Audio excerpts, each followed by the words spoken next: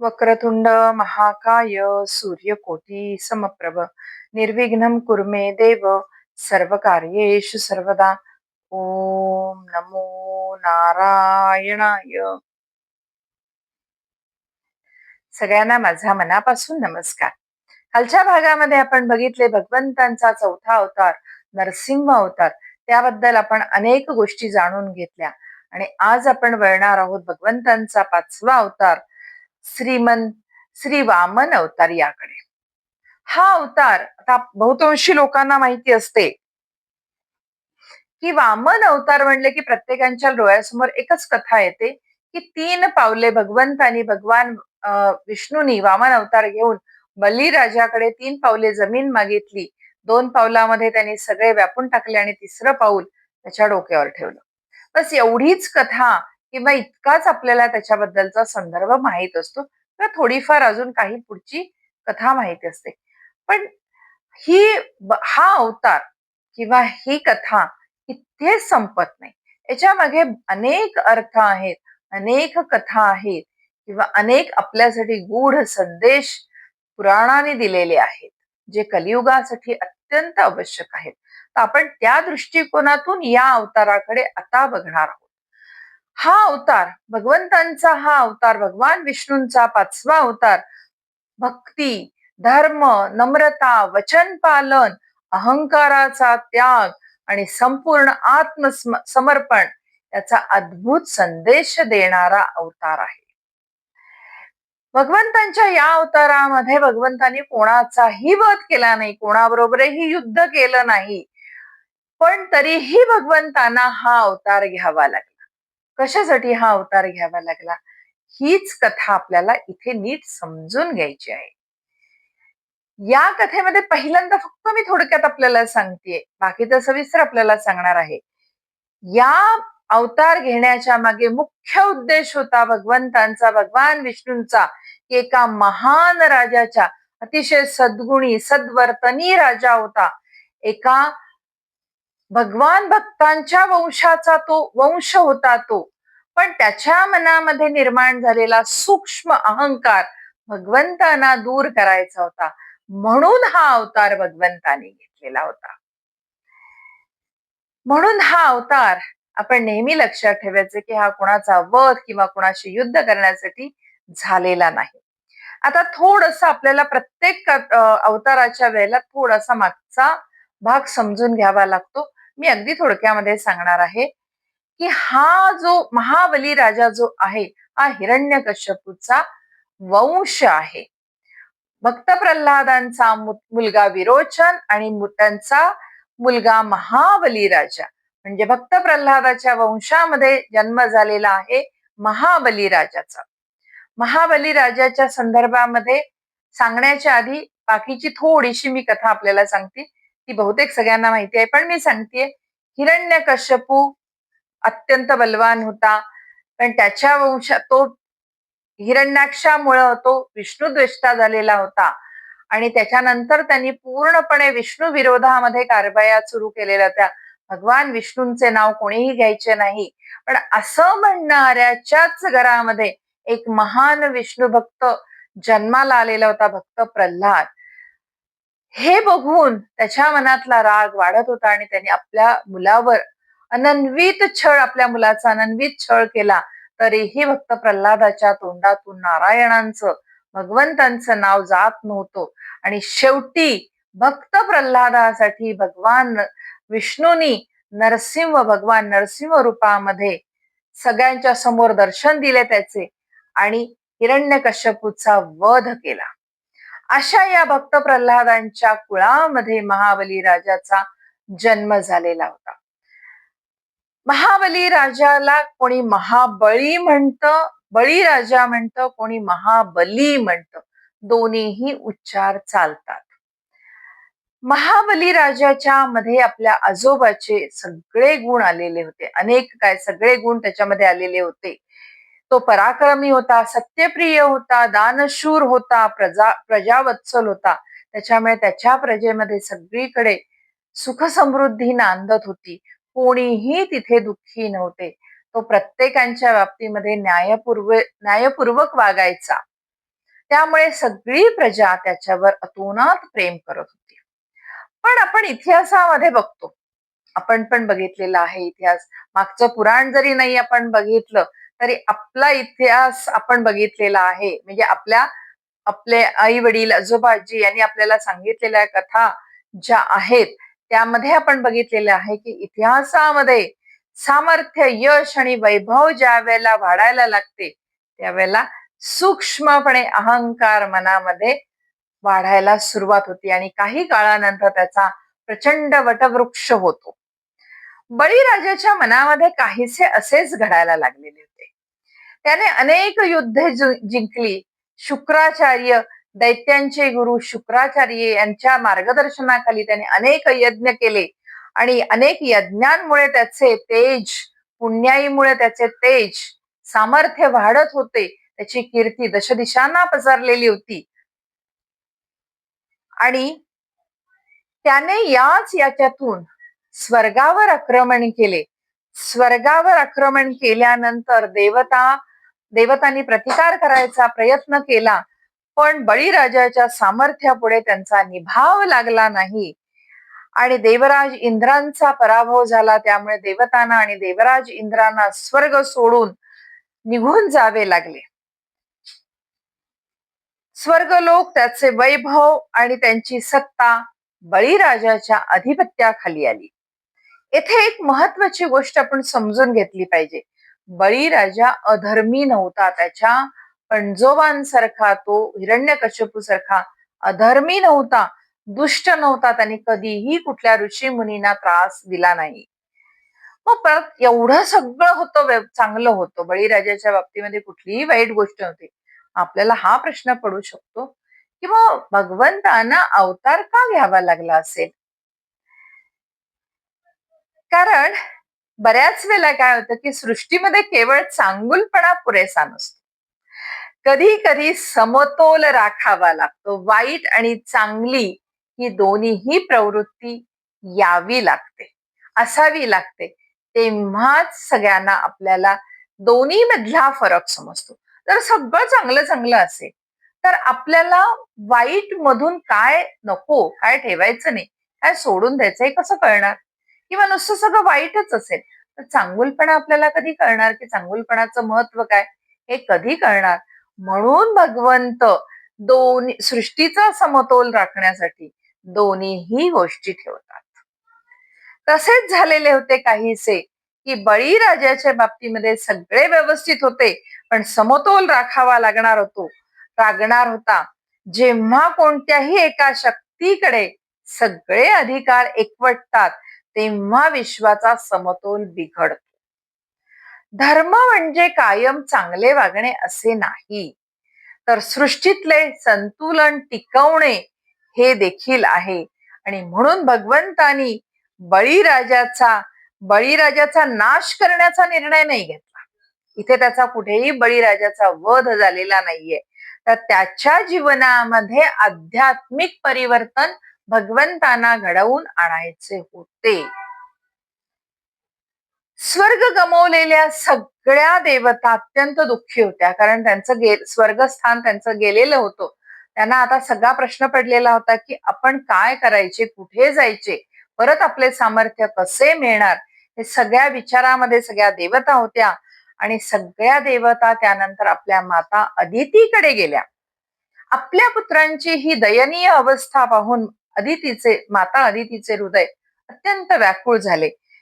एकेकाळी स्वर्गाचे अधिपत्य ज्यांच्याकडे होते, ते सगळे देव आता आश्रयासाठी भटकत होते, कारण त्यांचं स्थानच हिरावून घेतलेलं होतं. आता जाणार कुठे? खाली पृथ्वीवरही त्याचंच राज्य, बळीराजाचंच राज्य होतं, स्वर्गावरही त्याचंच राज्य होतं. मग जाणार कुठे आता देवता? म्हणून ते आपल्या आश्रयासाठी सगळीकडे भटकत होते. हे बघून अदितीने आपले पती महर्षी कश्यप यांच्याकडे उपाय विचारला. महर्षी कश्यप म्हणाले, हे देव माते आणि समस्त देवतांची माता होती अदिती, हे देव माते, या संकटातून मुक्त होण्याचा फक्त एकच मार्ग आहे. आपण स्वतः भगवान विष्णूंची कठोर आराधना करा, तेच धर्माची पुनर्स्थापना करतील. त्यानंतर महर्षी कश्यपानी अदितीला पयोव्रताची दीक्षा दिली. हे अत्यंत कठोर व्रत मानले जाते. या पयोव्रताचा अर्थ मी आपल्याला थोडक्यात समजावून सांगते. अनेक दिवस केवळ दूध ग्रहण करूनच राहायचं असतं. हा उपवास करत असताना दुधाशिवाय काहीही प्राशन करायचं नाही आणि ते दूध पण ठराविकच वेळेला दूध घ्यायचं असतं.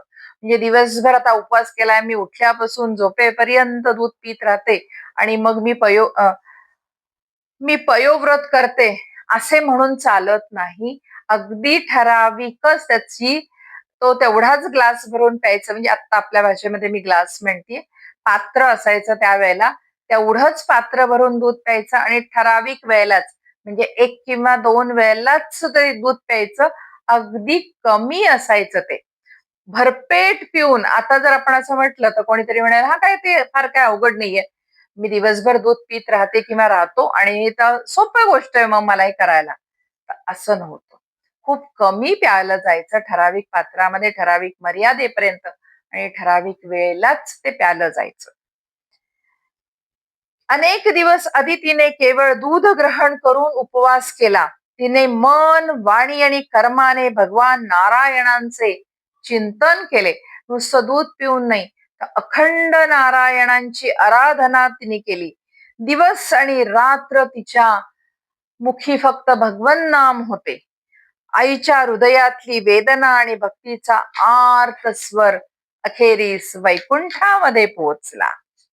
एका आईने मारलेली ती आर्तपणे आहाक होती. अशा वेळेला भगवंत तर ती दुर्लक्ष करूच शकत नव्हते.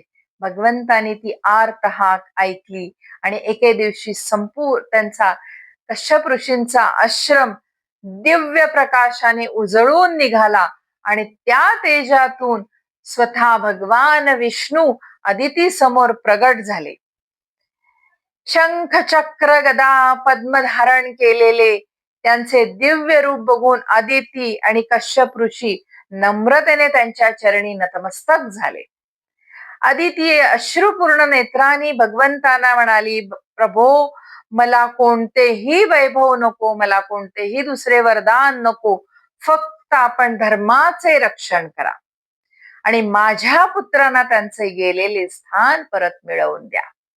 एका आईने फक्त मुलांसाठी म्हणून भगवंतांना हाक मारलेली होती आणि भगवंत तिच्या हाकेवर प्रसन्न होऊन आलेले होते आणि भगवंताने तिला सांगितले होते की माग, अदिती माते, तुला काय वरदान हवे. त्यावेळेला एक आई, आपण पण बघतो नेहमी, आपण मुलांसाठी आपण ज्या वेळेला कुठली गोष्ट करतो तर स्वतःसाठी न मागता आपण फक्त मुलांसाठी भगवंतांचे आशीर्वाद मागतो. तसेच इथे काहीसे झालेले होते. अदितीने सांगितले, प्रभो, मला कोणतेही वरदान नको, कोणतेही वैभव नको, फक्त तुम्ही धर्माचे रक्षण करा आणि माझ्या मुलांचे गेलेले वैभव आणि स्थान त्यांना परत द्या. भगवान यावर स्मितहास्य करत म्हणाले, हे अदिती, तुझी भक्ती मला अति प्रिय झालेली आहे. तुझे तप, तुझे व्रत आणि तुझी मातृवेदना, भगवंतांना जास्त यामध्ये जी भावली ती मातृवेदना भावली. तुझी मातृवेदना माझ्या मनाला स्पर्शून गेलेली आहे.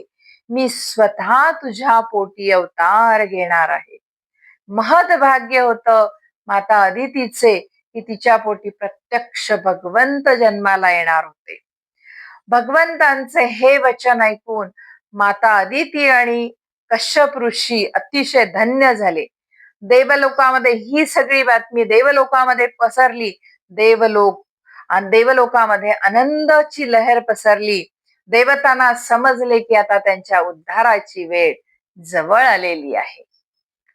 योग्य काळ, योग्य वेळ आणि योग्य काळ येताच भगवंतानी अदितीच्या गर्भातून अवतार धारण केला. श्रीमद भागवतामध्ये याचं खूप सुंदर वर्णन येते. भाद्रपद शुक्ल द्वादशी श्रवण नक्षत्रावर भगवंतांचा जन्म झालेला आहे. प्रारंभी ज्या वेळेला त्यांचा जन्म झाला,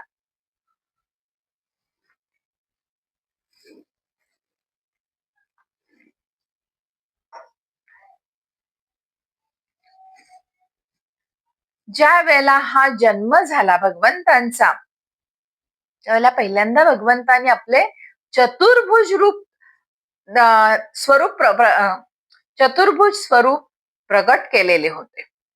त्यांच्या हातामध्ये शंख, चक्र, गदा आणि पद्म होते.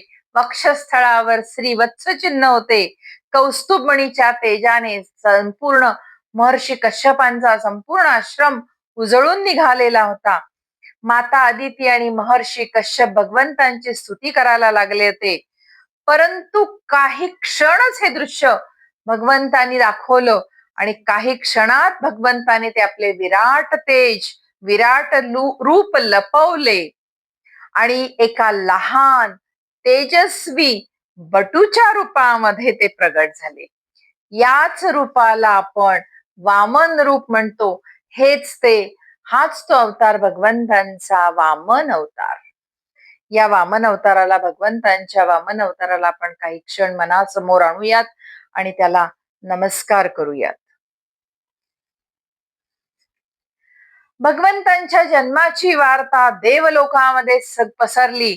ब्रह्मदेव, महादेव, इंद्र, वरुण, मरुद्गण, गंधर्व, सिद्ध अनेक देवता त्या दिव्य बालकाच्या दर्शनासाठी तिथे आल्या. सर्वांना माहित होते हा जन्म सामान्य जन्म नव्हता. हा जन्म धर्माच्या पुनर्स्थापनेसाठी भगवंतानी घेतलेला होता. त्यावेळी आता हा कोणी कोणी काय काय दिलं हे आपण बघूयात. आपण नुसतं आपल्या डोळ्यासमोर वामन अवताराचा आपण जिथे जिथे बघितलेलं आहे, जे चित्र बघितलेले आहे किंवा भित्तीचित्र आपण जे बघतो मंदिरामध्ये वगैरे, कुठे दशावतार लावलेले असतात त्यावेळेला आपण जे बघतो तिथे आपल्याला फक्त माहिती असतं की वटू आणि त्याच्या हातामध्ये कमंडलू आहे. ज्या ज्या सगळ्या गोष्टी आहेत त्या सगळ्या गोष्टी कोणी कोणी दिलेल्या होत्या हे पण आपल्याला माहीत असणं गरजेचं आहे. भगवंतांना त्यावेळी जे सगळे देवदेवता तिथे प्रगट झालेले होते त्यांचं दर्शन घेण्यासाठी भगवंतांच्या या अवताराचे, दिव्य अवताराचे, त्यावेळेला विविध देवतांनी भगवंतांना अनेक वस्तू, दिव्य वस्तू अर्पण केल्या. सूर्यदेवानी गायत्री मंत्राची दीक्षा दिली. एक ब्राह्मण बटू होता, एक ब्राह्मण छोटासा मुंज झालेला, आपल्या डोळ्यासमोर आणा, मुंज झालेला ब्राह्मणामधला 8 वर्षाचा मुलगा, त्याचं रूप जसं असतं तसं हे रूप होतं वामन अवतारातल्या भगवंतांचं. आणि आपल्याला माहित आहे की मुंज झाल्यानंतर पहिल्यांदा गायत्री मंत्राचा उपदेश केला जातो त्या बटूला. त्यामुळे प्रत्यक्ष सूर्यदेवानी गायत्री मंत्राची दीक्षा दिली. बृहस्पतींनी यज्ञोपवीत अर्पण केले. जानवं, यज्ञोपवीत म्हणजे जानवं अर्पण केलं. बृहस्पतींनी कश्यप ऋषींनी मेखला दिली, कमरेला बांधायची मेखला दिली कश्यप ऋषींनी. पृथ्वी मातेने कृष्णाजीन दिले. कारण असे समजले जाते की संन्यासी किंवा बटू आहेत त्यांनी पूजा अर्चा करताना, संध्या वगैरे करत असताना कृष्णाजींवरच बसून करायची असते, असे हे पुराणापासून चालत आलेले आहे.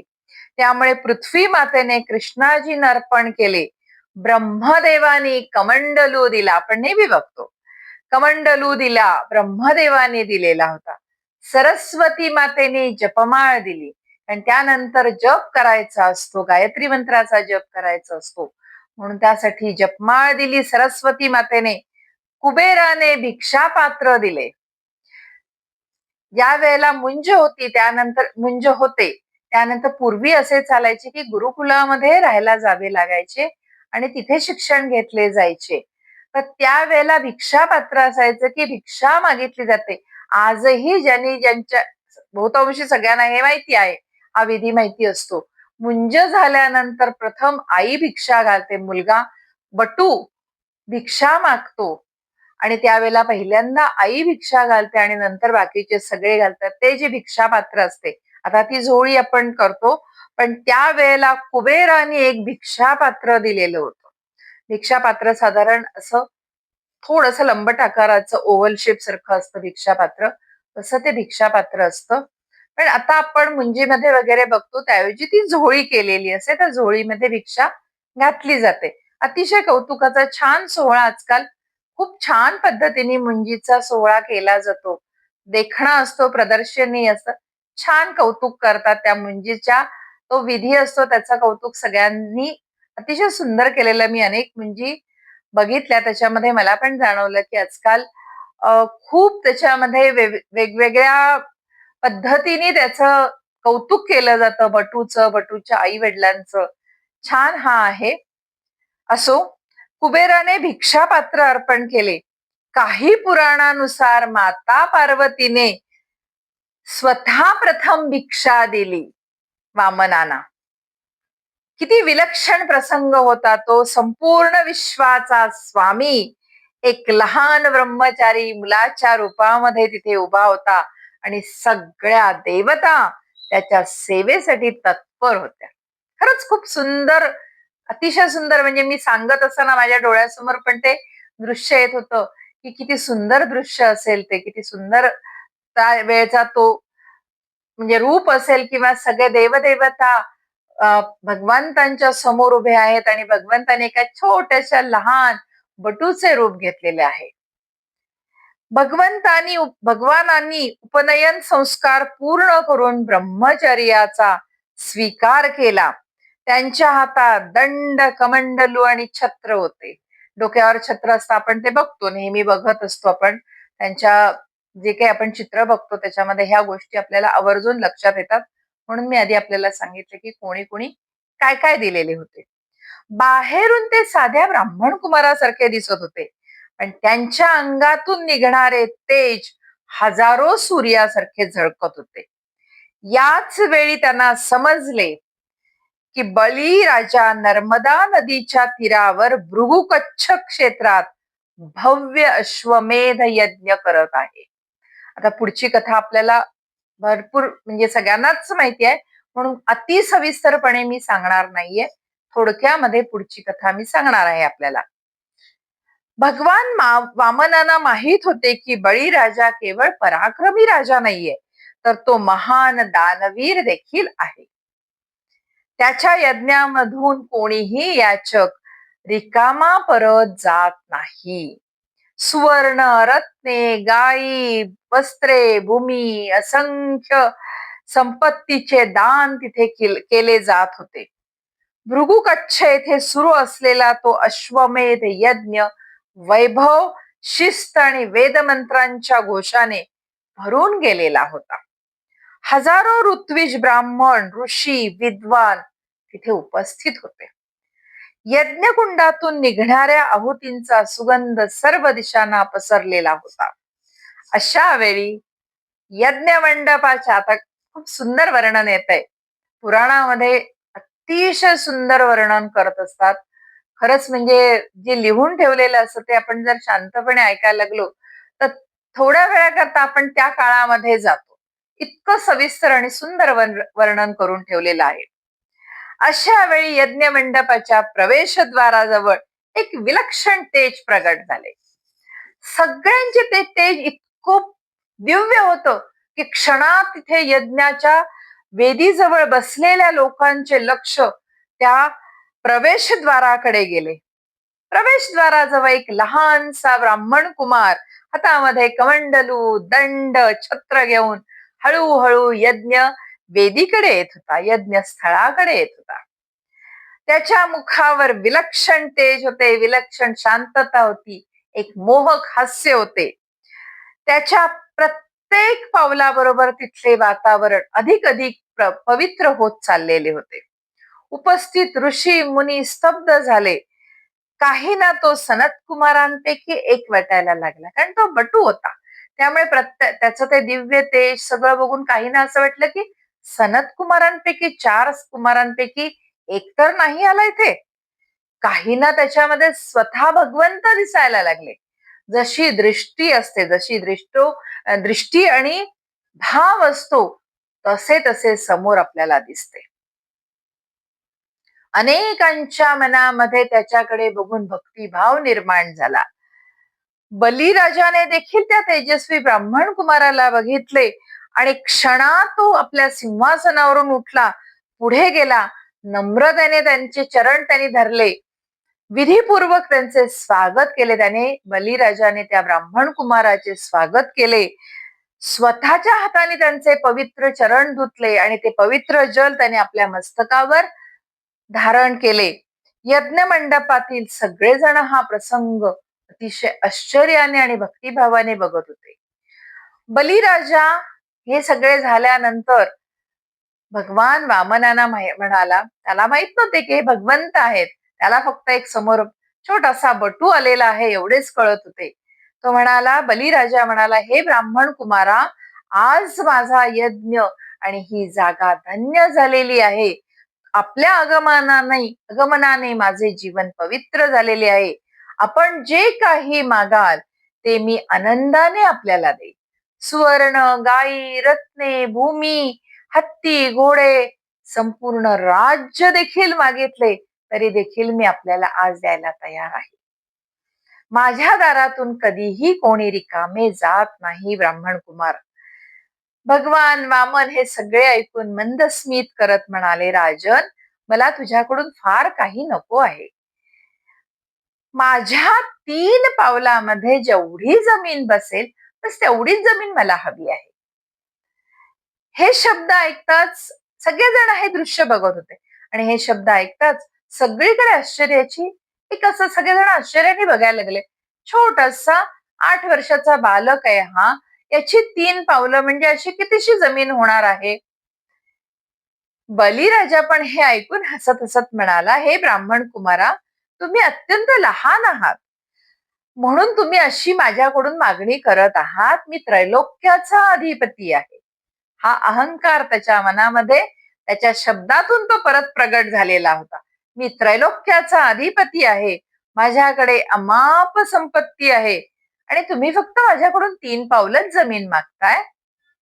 म्हणजे हाच अहंकार त्याचा मिटवण्यासाठी भगवंतानी अवतार घेतलेला होता आणि परत भगवंताशी बोलताना त्याच्या शब्दातून तो अहंकार परत दिसून आला. बलिराजा परत म्हणाला, ब्राह्मण कुमारा, अजून अजून काहीतरी मागा. फक्त 3 पावलं जमीन तुम्हाला काय पुरेशी पडणार आहे. तेवढ्यात भगवंत म्हणाले, भगवान वामन म्हणाले, राजन, ज्याला 3 पावला भूमीमध्ये जर समाधान मिळत नसेल तर संपूर्ण पृथ्वी जरी त्याला मिळाली तरी तो काय समाधानी होणार आहे. लोभाला अंत नसतो राजन. संतोष हाच खरा खजिना आहे. संतोष हाच खरा दागिना आहे. भगवंतांच्या मुखातून निघालेले हे शब्द सगळ्या सभेला अंतर्मुख करून गेले. आजही वामन अवताराचा हा उपदेश अत्यंत महत्वाचा आहे आपल्यासाठी. बऱ्याच वेळेला आपल्याला असं वाटत असेल की मी प्रत्येक वेळेला म्हणते कलियुगासाठी, आपल्यासाठी, कारण आता सध्या आपण ज्या काळामध्ये वावरत आहोत, कलियुगामध्ये आपल्याला अनेक गोष्टी, मी मागच्याच अध्यायामध्ये म्हटले की कली आपल्या डोक्यावर बसलेला आहे. ज्या वेळेला तो परीक्षित राजासारख्या महान राजाच्या डोक्यावर बसला आणि त्याच्याकडून त्यांनी अनाचार करून घेतला, आपण तर साधे मानव आहोत. तो आपल्या पण डोक्यावर बसलेला आहे, आपल्या मनामध्ये उतरलेला आहे. तो नुसता डोक्यावर बसलेला नाही, त्याने पूर्णपणे आपला कब्जा करून घेतलेला आहे. त्यामुळे मी बऱ्याच वेळेला आपल्याला म्हणते की जो उपदेश आहे भगवंतांच्या अवताराचा तो कलियुगामध्ये आपल्यासाठी अत्यंत आवश्यक आहे. थोडाफार जरी आपण काही त्यातून बोध घेत गेलो तर थोड्या प्रकाराने कली आपल्यातून बाहेर पडायला सुरुवात होईल. आजही वामन अवताराचा हा उपदेश तितकाच महत्वाचा आहे, कारण आज माणूस अधिक पैसा, अधिक मला पैसा पाहिजे, जेवढा मिळाला त्यापेक्षा अजून मिळू दे, अजून मिळू दे. सत्ता आली, अजून मला सत्ता पाहिजे, मला एवढं मिळालं ना, हे पद मिळाले, मला अजून त्या ठिकाणचं पद पाहिजे, अजून त्या ठिकाणचं मला पद पाहिजे. प्रसिद्धी मिळाली, अजून मी कुठल्या प्रकाराने मला प्रसिद्धी मिळवता येईल यासाठी माणूस प्रयत्न करायला लागतो आणि अनेक सुखसुविधांच्या मागे, म्हणजे जेवढ्या सुखसुविधा आहेत त्यात समाधान न मानता अजून अजून सुखसुविधांच्याकडे तो वळायला लागतो, त्याच्या मागे धावायला लागतो. घरामध्ये 2 गाड्या असतात, अजून तिसरी गाडी मला पाहिजे. त्याच्यासाठी पार्किंगसाठी जागा नसते. ती पार्किंगची जागा हुडकायला लागते. कोणाकडे आहे का पार्किंगची जागा? कोणाकडे आहे का? अरे तुम्हाला 2च त्या बिल्डरनी पार्किंगसाठी जागा दिलेल्या असतात. तुम्ही 2 गाड्या घेता आणि परत तिसरी गाडी घेता. कशासाठी? तर फक्त लोकांना दाखवण्यासाठी. मग त्याच्यासाठी पार्किंग ती कुठे डोक्यावर ठेवणार का? नाही. पण हे आपल्याला लक्षात येत नाही ना. आपण अधिक सुखसुविधांच्या मागे लागाल. जेवढ्या 2 गाड्या आपल्याला बस होतात ना, पुरेशा आहेत ना, तिसऱ्या गाडीची गरज काय? खरे पाहता मी तर म्हणेन एकच गाडी तुम्हाला पुरेशी होते. दुसऱ्या गाडीची गरज काय आहे तुम्हाला? पण तरीही तुम्ही घेता म्हणजे सुखसुविधेच्या मागे धावत राहता. जे आहे त्यापेक्षा अजून पाहिजे. ठेवायला जागा नसते, पण पाहिजे, पाहिजे, पाहिजे. ही प्रवृत्ती जी आहे, हेच वामन अवतारामध्ये थोडक्यामध्ये तुम्हाला जर संतुष्टी मिळत नसेल, तर अख्खी पृथ्वी जरी मिळाली तरी तुम्हाला समाधान नाही मिळणार आहे. आणि अशामुळे काय होतं, की तुम्हाला खरंच पाहिलं तर समाधान मिळत नाही. म्हणजे आहे त्याच्यामध्ये तृप्तता न होता दुसऱ्याच्याकडे काय आहे, मग ते माझ्याकडे कसं नाही, ही प्रवृत्ती ज्यावेळेला बळवायला लागते, त्यावेळेला तुमच्या जवळचं समाधान तुम्ही हरवून बसता. वामन भगवान शिकवतात, की समाधानाशिवाय कोणतीच संपत्ती, कुठलीही संपत्ती समाधान जर नसेल, तर तुमच्याकडे सगळ्या जगाची जरी संपत्ती आणून ओतली, तरी तुम्ही असमाधानीच असणार. कारण तुमची वृत्तीच समाधानी नसते. म्हणूनच भगवान वामन आपल्याला हे सांगतात, की जेवढी आवश्यकता आहे, तेवढंच फक्त तुम्ही घ्या किंवा बाळगा जवळ. बळीराजाने हे सगळे ऐकल्यानंतर परतही तेच सांगितले भगवान वामनाने, की मला जास्त नको राजन, मला फक्त 3 पावले जमीन पाहिजे. बळीराजाने त्यानंतर ती मागणी आनंदाने मान्य केली. पण हे सगळे चालू असताना तिथे दैत्यांचे गुरु शुक्राचार्य होते. त्यांच्या मनामध्ये एक शंका निर्माण झाली, संशय निर्माण झाला.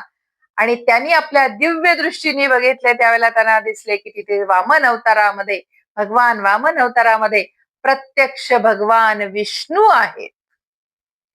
त्याने दिव्य दृष्टीने भगवंतांचे खरे स्वरूप ओळखले आणि ते तत्काळ बळीराजाजवळ आले आणि म्हणाले, राजन थांब, हा सामान्य ब्राह्मण कुमार नाही, हे स्वतः भगवान विष्णू आहेत.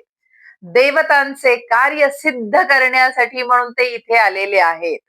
तू जर यांना 3 पावले जमीन दिलीस, तर तुझे वैभव, राज्य, तुझी सत्ता सगळं नाहीसं होणार आहे. येथे महत्वाची एक गोष्ट आपण लक्षात घ्यायला पाहिजे. अनेकदा शुक्राचार्यांना अनेक कथांमध्ये कथा सांगत असताना किंवा कीर्तनकार, कथाकार किंवा कुठेही बऱ्याच वेळेला त्यांना खलनायकासारखं दाखवलं जातं. पण हे खरं पाहिलं तर तसं योग्य नाहीये. शुक्राचार्य काय करत होते, ते दैत्य गुरु होते. त्यांना त्यांचं काय होतं, आपल्या शिष्यांचं, की ज्यांचे ते गुरु आहेत, त्या शिष्यांचं हित पाहणं त्यांचं काम होतं. त्यामुळे त्यांना दिसत होते, की त्यांचा शिष्य होता, ते गुरु होते, दैत्यांचे गुरु होते. एका आपल्याच म्हणजे दैत्य शिष्याचे नुकसान होत आहे, हे बघून त्यांना सावध करणे हे कुठेही चूक नाही. पण बऱ्याच वेळेला असं होतं, की कधी कधी एखाद्या पात्राला, जसं रामायणामध्ये आपण मंथरेला, कैकईला पण खलनायिका मानलेला आहे. पण ज्यावेळेला राम अवतार येईल त्यावेळेला त्याबद्दल पण मी आपल्याला सांगणार आहे. हा माझा दृष्टिकोन झाला.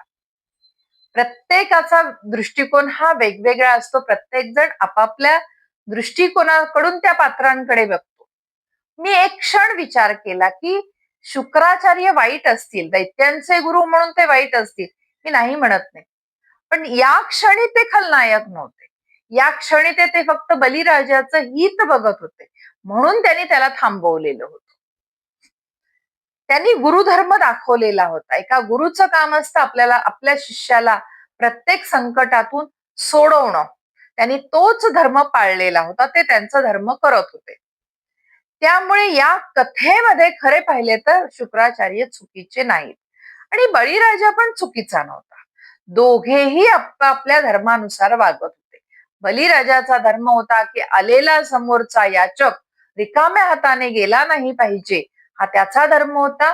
आणि शुक्राचार्यांचा धर्म होता, गुरुधर्म, की आपल्या शिष्याला संकटातून दूर करणे. दोघही आपापल्या जागी अतिशय योग्य होते. शुक्राचार्यांनी ज्या वेळेला त्याला सांगितलं की समोर प्रत्यक्ष भगवंत वामन रूपामध्ये आहेत, त्यावेळेला तो काही क्षण विचारात पडला. एका बाजूला गुरु आज्ञा देत होते की तू करू नकोस, आणि दुसऱ्या बाजूला त्यांनी दिलेलं होतं वामन अवतारातल्या भगवंतांना वचन की मी 3 पावले जमीन आपल्याला देणार आहे. अखेरीस बळीराजा शुक्राचार्यांना म्हणाला, गुरुदेव, आपण सांगतात ते सत्य पण असू शकते. पण अजून त्याला दिसत नव्हतं, त्याला फक्त वामन अवतारामधलेच भगवंत दिसत होते, छोटासा 8 वर्षाचा ब्राह्मण कुमार, त्यामुळे त्याला ते कळत नव्हते. पण मी एकदा दान देण्याचे वचन दिलेले आहे, आता ते मोडणे माझ्या धर्मामध्ये बसत नाही. जर स्वतः भगवंत माझ्याकडे याचक म्हणून आलेले असतील तर माझ्यापेक्षा भाग्यवान कोण असेल गुरुदेव. मी माझे सगळे सर्वस्व गमवीन, पण माझा जो शब्द मी दिलेला आहे तो शब्द मी कधीही मोडणार नाही. हे ऐकून मात्र नंतर शुक्राचार्य अत्यंत संतप्त झाले आणि त्यांनी बळीराजाला शाप दिला. त्यांना असे वाटले की मी गुरु आहे, तुमचा गुरु आहे, मी तुला सावध करतोय तरी तू माझं ऐकत नाहीयेस, एका गुरुच्या आज्ञेची तू अवहेलना करतोयस. म्हणून त्यांनी संतापून बळीराजाला शाप दिला, त्याचे वैभव म्हणजे बलिराजाचे वैभव नष्ट होईल, तुझे सगळे वैभव नाहीसे होईल, असा त्यांनी शाप दिला. प्रत्यक्ष आपल्या गुरुनी आपल्याला तो दिलेला शाप ऐकूनही बलिराजाच्या चेहऱ्यावर कुठेही भीती नव्हती. म्हणजे तो इतका धर्माचरण करणारा राजा होता, त्याने त्यावेळेला धर्माचा मार्ग भीतीपायी सोडला नाही. दान संपत्ती देण्यासाठी त्याने कमंडलू हातात घेतले. प्राचीन परंपरेनुसार आपल्याला माहिती आहे की जल सोडल्याशिवाय, हातावर जल सोडल्याशिवाय दान पूर्ण होत नाही. आजही आपण अनेक पूजांमध्ये ब्राह्मणाला ज्यावेळेला दक्षिणा देत असतो त्यावेळेला आपण हातावर जल देत अर्पण केलं जातं आणि त्यानंतर मग ब्राह्मणाला दक्षिणा दिली जाते. तरी देखील एवढे सगळे घडल्यानंतरही शुक्राचार्यांना अजून बलिराजाबद्दल प्रेम होते. म्हणून शुक्राचार्याने एक शेवटचा प्रयत्न म्हणून सूक्ष्म रूप धारण केले आणि कमंडलूच्या तोंडाशी, कमंडलू जिथून पाणी बाहेर येते त्याच्या तोंडाशी जाऊन ते सूक्ष्म रूपाने बसले, जेणेकरून तिथून जल बाहेर पडू नये. आणि जर जल अर्पण केले नाही, हातावर त्यांनी जल दिले नाही, तर दान पूर्ण होणार नाही. आणि हा जो भीती जी त्यांना वाटत होती की भगवंत सगळं त्याचे पूर्ण ऐश्वर्य सत्ता घेतील, हे होणार नाही. म्हणून ते कमंडलूच्या नळीमध्ये सूक्ष्म रूपाने प्रवेश करते झाले आणि तोंडाशी जाऊन बसले. भगवान हे सगळं भगवान बघत होते, भगवंत हे सगळं बघत होते आणि या सगळ्या भगवंतांना गोष्टी माहित होत्या की या सगळ्या होणार आहेत. आणि ही सगळी लीला भगवंतांचीच लीला होती. भगवंतांनी ते ओळखले होते की आता हे असे करणार आहेत, म्हणजे पुढे काय घडणार आहे. शेवटी भगवंत आहेत ते, पुढे काय घडणार आहे त्यांना माहित होते. आणि भगवंतानी तिथेच एक दर्भाची काडी पडलेली होती, ती दर्भाची काडी, बारीक काडी त्यांनी उचलली आणि नळीमध्ये घातली. त्यामुळे शुक्राचार्यांचा डोळा जखमी झाला आणि ते बाहेर पडले. आणि म्हणूनच काही पुराणामध्ये असे सांगितले जाते की एका डोळ्याने शुक्राचार्य अधू आहेत, त्याचे कारण वामन अवतारामध्ये भगवंतांच्याकडून दर्भाच्या काडीने त्यांच्या डोळ्याला इजा झाली. आणि म्हणूनच त्यावेळेला तेव्हापासून शुक्राचार्य, दैत्यगुरु शुक्राचार्य एका डोळ्याने अधू झाले.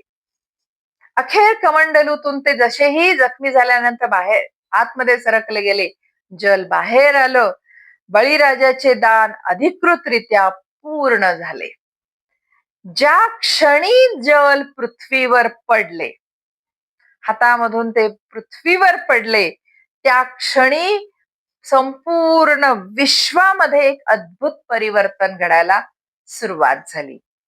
लहानशा त्या वामन अवतारातल्या बटूचे, ब्राह्मण कुमाराचे रूपातले भगवंतांचे शरीर हळूहळू हळूहळू वाढायला लागले. त्यांचे चरण पृथ्वीवर होते. एवढे अवाढव्य त्यांचे रूप वाढले की भगवंतांचे चरण पृथ्वीवर होते तर मस्तक स्वर्गाच्या पलीकडे गेलेले होते. त्यांच्या डोळ्यामध्ये सूर्य चंद्राचे तेज सामावलेले होते. दिशा त्यांच्या बाहूमध्ये विलीन झालेल्या होत्या. पर्वत त्यांच्या शरीरावरचे अलंकारासारखे भासत होते. महासागर त्यांच्या कटी प्रदेशाभोवती असलेल्या मेखलेसारखा दिसत होता. क्षणात संपूर्ण सृष्टी त्यांच्या विराट देहामध्ये सामावून गेली. असे हे विराट दृश्य ज्यांनी ज्यांनी बघितले ते अवाक होऊन आश्चर्यचकित होऊन बघायला लागले होते. आणि हेच भगवंतांचे दिव्य त्रिविक्रम रूप होते. त्यावेळी देवता, ऋषी, गंधर्व, सिद्ध, चारण, यक्ष आश्चर्याने भगवंतांची स्तुती करायला लागले. ब्रह्मदेवानी भगवंतांच्या चरणाचे पूजन केले.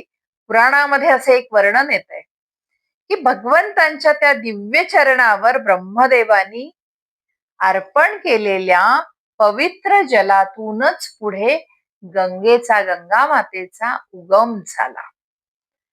म्हणून गंगा ही केवळ गंगा नसून भगवंतांच्या चरणाची कृपाधारा समजली जाते आणि म्हणून ती जास्त पवित्र मानली जाते. ती भगवंतांच्या चरणाला स्पर्श करून खाली उतरलेली आहे पृथ्वीवर. म्हणून सगळ्यात जास्त पवित्र सगळ्या नद्यांमध्ये पवित्र गंगा मानली जाते आणि गंगेचं जल मानलं जातं.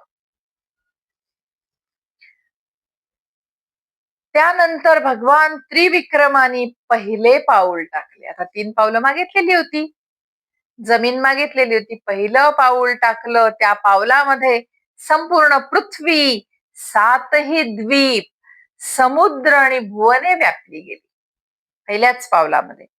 दुसरे पाऊल टाकताच भगवंतांनी दुसरे पाऊल टाकले. स्वर्गलोक, महरलोक, जनलोक, तपलोक आणि सत्यलोकापर्यंत सगळं भगवंतांच्या चरणामध्ये सामावले गेले. 2 पावलामध्ये सगळं विश्व मोजलं गेलं होतं. देवता आनंदाने जयघोष करायला लागल्या. इंद्राला त्याचे हरवलेले स्वर्ग राज्य परत मिळालेले होते. संपूर्ण सृष्टी भगवंतांच्या महिमेने भारावून गेली. आता 3रं पाऊल राहिलेलं होतं. 2 पावलामध्ये विश्व व्यापलं गेलं होतं. 3रं पाऊल ठेवण्यासाठी जागाच उरलेली नव्हती. तेव्हा भगवान त्रिविक्रमांचा गंभीर आवाज संपूर्ण ब्रह्मांडामध्ये उमटला. बली, तू मला 3 पावले भूमी देण्याचे वचन दिले होतेस. 2 पावलात मी संपूर्ण विश्व मोजले आहे. आता माझे 3रे पाऊल मी कुठे ठेवू? संपूर्ण सभा स्तब्ध झाली. देवता, ऋषी, असुर, गंधर्व, यक्ष सगळ्यांचे लक्ष आता बळीराजाकडे वेधले गेले होते की आता 3रं पाऊल कुठे भगवंत ठेवणार आणि बळीराजा याला काय उत्तर देणार. पुढच्या क्षणी कोणीही अपेक्षा केलेली नव्हती असे उत्तर बळीराजाकडून आले.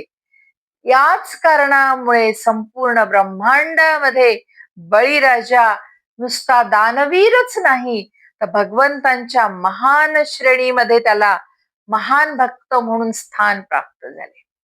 त्याने जे उत्तर दिलं, भगवंताने त्याला विचारले होते की 3रं पाऊल मी ठेवू कुठे?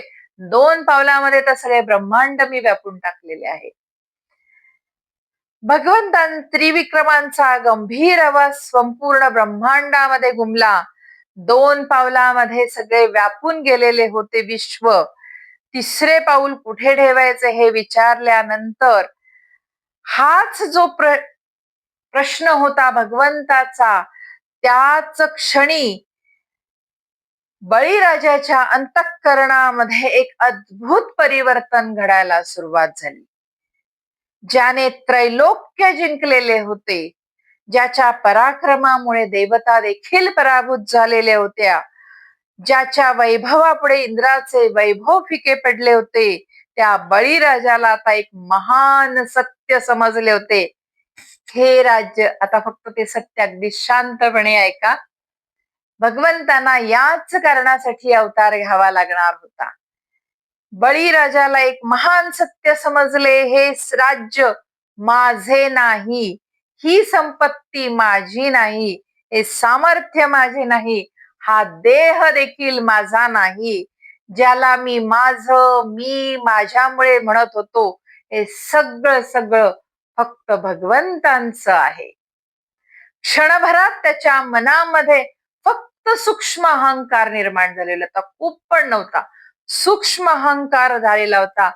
तो देखील अहंकार क्षणामध्ये वितळून गेला. आपण आता इथेच थांबूयात. भाग खूप मोठा आहे हा, पण थोड्या वेळानंतर थोड्या विश्रांतीनंतर मी पुढचा भाग सुरू करतेय. तोपर्यंत आपण सगळे भगवन नामांचा, श्री वामन अवतारांच्या नावाचा जप करत राहूया. आणि थोड्या वेळानंतर मी परत आपल्या भेटीला येते.